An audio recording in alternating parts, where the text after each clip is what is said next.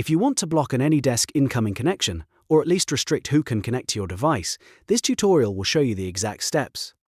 This is really useful if you want more control over remote access, improve security, or allow only specific devices and addresses to connect to your computer. If this video helps you out, make sure to hit like and subscribe for more simple software tutorials just like this. Now let's get into it.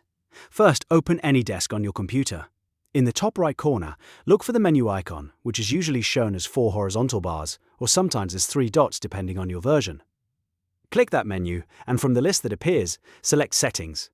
This is where you can manage the security and access options for incoming connections. Once the Settings window opens, look for the Access tab or the Security tab. The exact label may vary a little depending on the version of AnyDesk you're using, but either one will take you to the connection permissions. Inside that section, you may need to click Unlock first. This is important because AnyDesk often locks security settings to prevent accidental changes. After unlocking, scroll down until you find the Access Control list. This is the section that lets you define which addresses are allowed to connect to your device. To begin restricting access, tick the option that says Restrict Client Access to the following addresses. This tells AnyDesk that only the addresses you add manually will be allowed.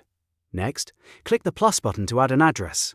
Enter the address number or the specific AnyDesk ID you want to allow. After typing it in, click plus again to confirm and save it to the list.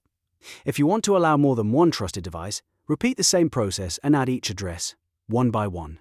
This gives you a much tighter level of control over incoming connections, because any device that is not on the list will be blocked from connecting.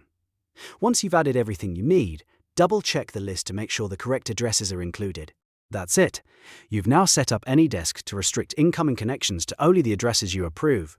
This is one of the easiest ways to improve your remote access security and keep unwanted users out. If this video helped, don't forget to like, subscribe, and turn on notifications for more step-by-step tech guides.